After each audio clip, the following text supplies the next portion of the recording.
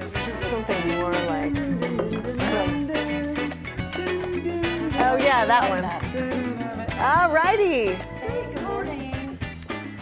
What's up, everybody? Welcome to Sunrise Extra. Thanks for joining us on your Monday. Okay, hot topics all around. These two happen to be dealing with sports. Even if you're not a sports fan, this also has to deal with politics. So stay tuned, because if you heard about the big Timbers game this past Friday against rival Seattle, huge match at Providence Park, we lost. Wah wah.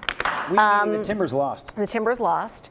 And Merritt Paulson, reportedly furious after the game, I was just reading, got into a yelling match with several fans because there was a big silent protest for the first half hour of that game, and Merritt, the owner of the Timbers, kind of insinuating that we lost because the fans weren't cheering. And they weren't cheering because the MLS, the soccer league, just instituted new code of conduct policies this season. And one of them is that fans can no longer display political messages during the game, so like signs. And one of the biggest prominent signs at Timbers games has been this like 3 down arrow image called the Iron Front flag, and it was something that was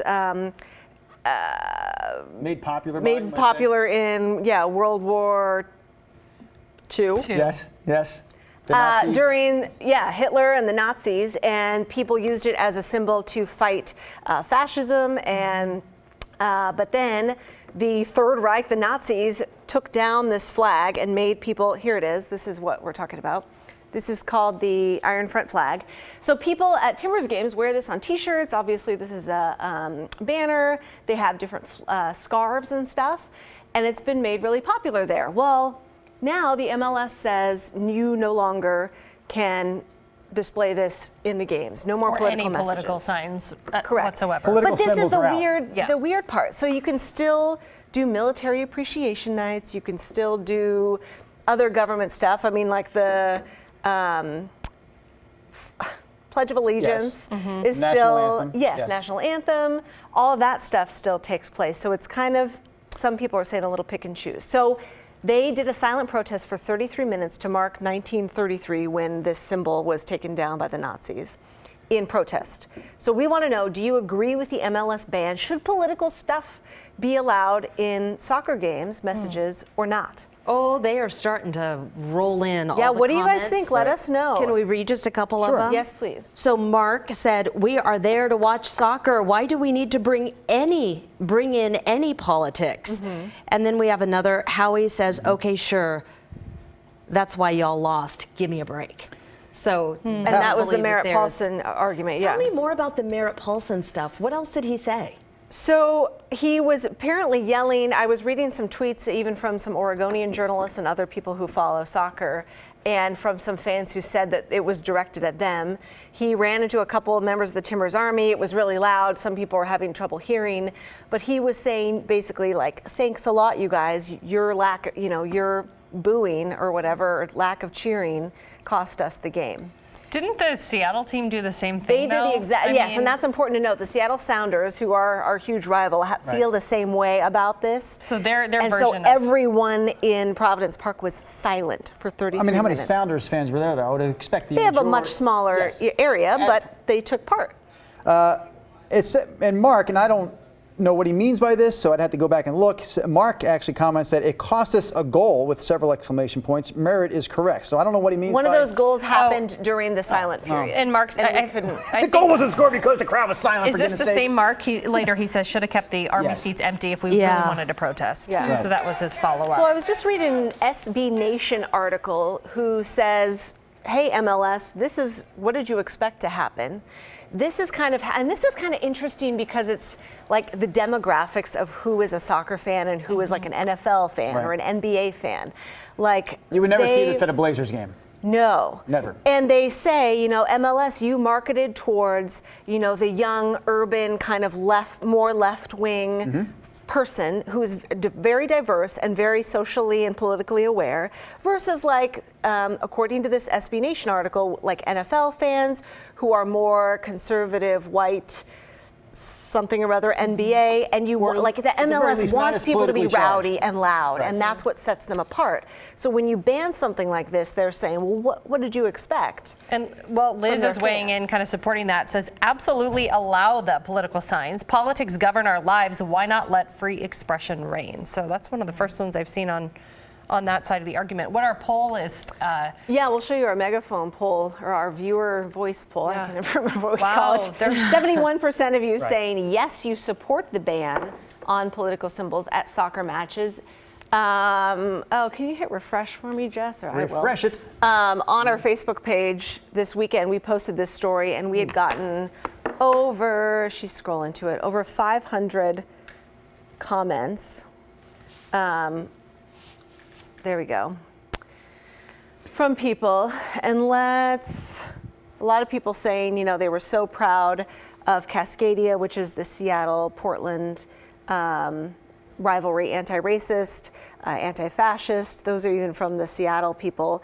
And yes, it gets political. I've seen more hate coming from the left than the right. 56 replies to that. Amanda says that's how you do a proper protest. Way to go, Timbers Army. Thank you for your service. Responding to this. Oh, and Orlando Sanchez, our sports guy.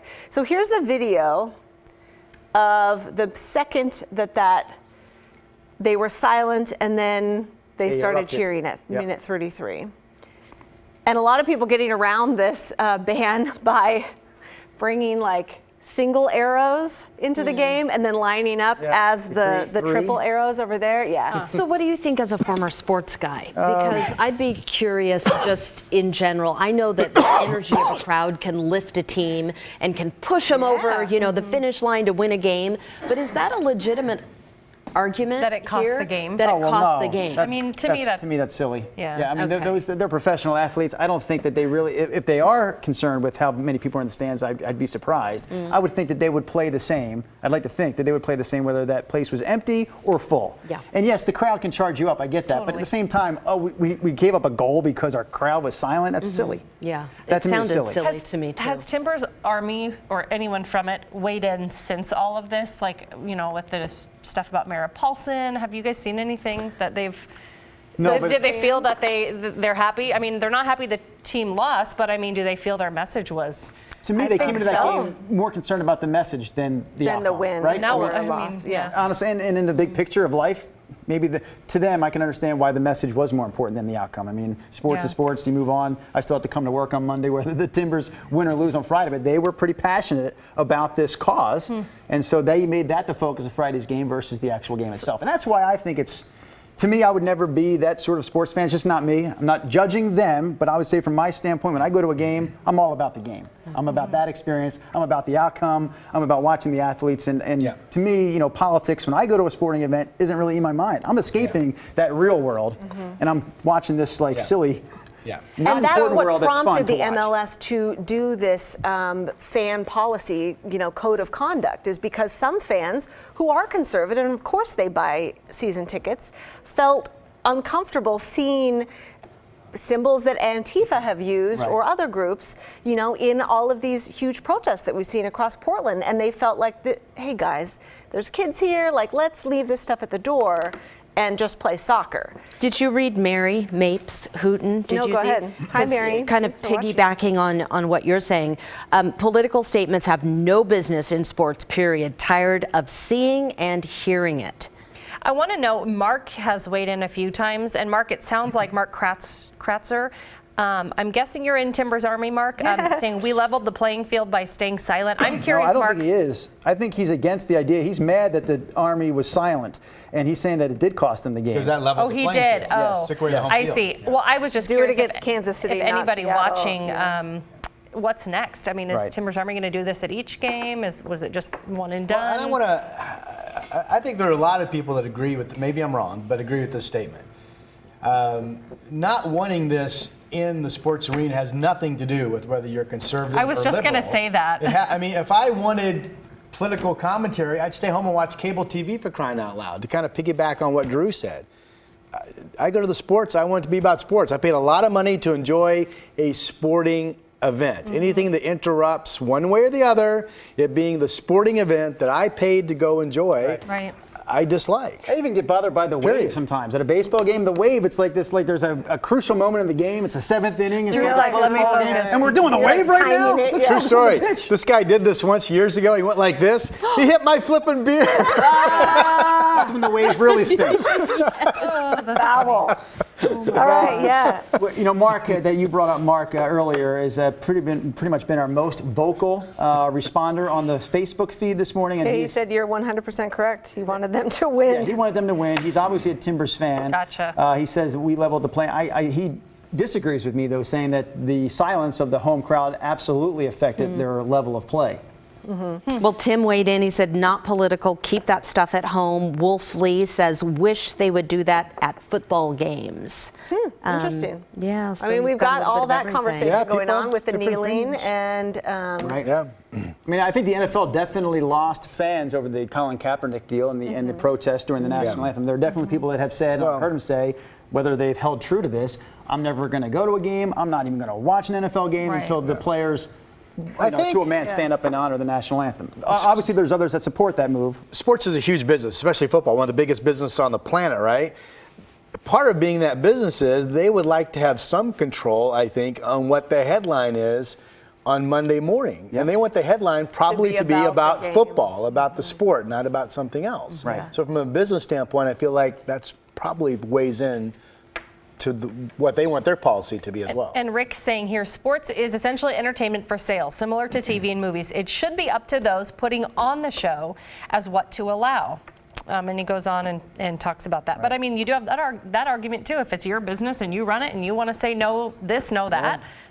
you're barred from coming in if you have this. I mean, that's the way our business is. And I know that from what I grew up watching, Philadelphia Eagles football, their ownership would take away signs from fans, whether it was political or not. If they didn't agree with the language on that, it didn't have to be foul. It could be just, you suck, Andy Reid, referring to the coach. The coach, They would take those signs away in some cases because, Really? like they said, they own the stadium, well, it's our they own the building. product. Yeah. You're coming to our game. We're going to say what's going to hang from the rafters and what's not. That's a very good point, no matter what political side Right. you're on. Shauna, thank you for watching on Facebook.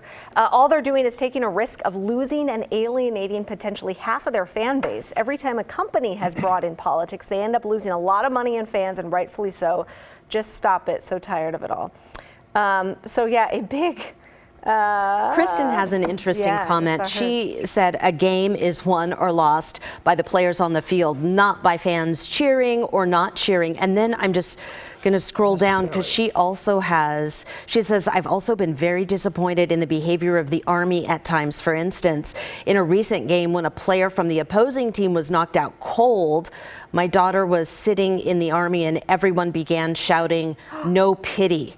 She was so mad. Oh, yeah. See, So, that's I not mean, good sportsmanship. no. Or an example for your kid, too. Rob St. Helen on Instagram, he is one of our loyal watchers. He says, ticket sales. If you don't like it, don't buy a ticket. Yeah, that's the most powerful message. That's the most powerful Money, protest you right? can make. Yeah, that's Timbers true. Army, if Don't you really want to make a patronize. statement, Yeah. don't go to the game. Don't. If Yeah. you have season tickets, I guess they're already paid for. He also says- But that is the most powerful statement you can make in terms of sports. You don't show up. Right. Yeah. Yep. And he said the owner, Merritt Paulson, better be careful. The next protest at a Timber game may be to skip the game altogether.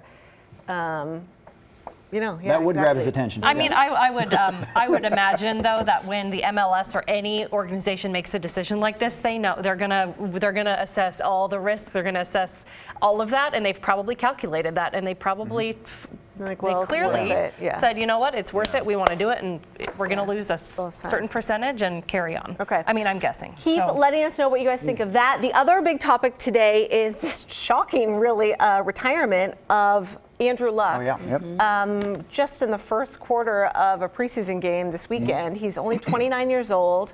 I was just seeing ESPN was tweeting this morning that reportedly he was considering retiring 2 weeks ago, but he wanted to get on like injured reserve and just like see how he was. But then he realized, because what was it? It's his. I think it's his Calf ankle. injury or I'll have to But go back and he's check real been quick. injury Yes. riddled his entire career, which is unfortunate. out all One of the last hottest season. No, he was quarterbacks out out of 2 years ago. Stanford He was ever. out all season, 2017. Yeah. Last year, he actually won Comeback Player of the Year. Oh, So he okay. had a great bounce back year last year, and then in the offseason, he gets injured again. I mean, it wasn't even during the season. He gets injured during the offseason. He misses a whole bunch of offseason workouts. So he comes into the preseason banged up, and he's thinking, my gosh, I'm going through this again. I thought I was past this. He is 29. I was saying to Rod earlier, you know, this would have been his 8th season in the NFL, which really in the NFL is not that short of a career. Yeah. And we look at Tom Brady and go, man, there's the gold standard. That's like rare 20 to years. have. He is the rarity. Yeah. I think a 10-year career in the NFL is pretty remarkable. And so he got close to that at least. But man, the real reaction, I guess, if you're watching us and you're not a huge sports fan, the question is, can you believe the way the fans of that team reacted? I was horrified. They booed him off the field. Horrified. The memes people were making too, like the comments. It's pretty believable if you are a sports fan. Well, this type of thing happens. I'm not saying it's right, but I'm just saying to say it's not unbelievable, I would say is not an accurate But statement. just the whole I think way it's very believable. that football is coming under the microscope for being such a dangerous sport. And granted, these are professional athletes who are multimillionaires and they are choosing to do this. But if this young man is taking his health into consideration and saying, this is not for me, shame on all those people. It is not your place. That's his decision. I agree with you. You know, timing, what I can understand being disappointed as a sports fan, but that's BS. Nina, weren't you That's saying his even life. sportscasters are being called Doug out Gottlieb. Yeah, get your priorities right. Tweeted right afterwards about how he was basically too weak to go through rehab and just decided, I'll just retire instead. I don't want to go again, through Mr. rehab. Luck. Troy Aikman now just slamming Doug Gottlieb for being so callous. And I mean, obviously this was, he said, the hardest decision of his whole life. Yeah. When it comes to your health, though, man, I mean, it's like doing And this isn't one injury. Again, unfortunately, Mr. Luck, who by anybody's standards, one of the great talents of the quarterback position when he came out of Stanford. And for whatever reason, he's just been unfortunate where he's been battling injury on and off his entire career. And knowing what we know now about some football players after their retirement of what the repercussions have been on their body, it sounds to me like he's making a very wise decision. Just last night I was watching 60 Minutes, and they had a player on who is now battling ALS. And he blames a lot of that on multiple concussions. Absolutely. He was a linebacker. He played for Atlanta. Yeah, that's what you said earlier. I'm but not it was familiar with that man's work. Tim Green. That's right, the Atlanta Falcons. And he's got trouble walking, he has trouble speaking. And he said he wouldn't do it over. But he has paid a terrible price. You know, all these athletes. You ever see Bill Walton walking? I mean, I know Bill is older now, in his 70s, but he's been walking that for a long way. But his knees are so banged up. I know that man, the second half of his life has been pain-ridden, right? It's like he has hard time walking, getting up from a chair. So, you know, professional sports can take a toll on your body. And if this guy is reading his body and saying, you know what, it's time for me to get out before more damage is done, good for him. Smart. And here's that tweet that we were talking about, because this is just so ridiculous. Retiring because rehabbing is too hard is the most millennial thing ever. Oh, boy. Yeah. That's not a touch screen. I almost walked right up to it and started touching it.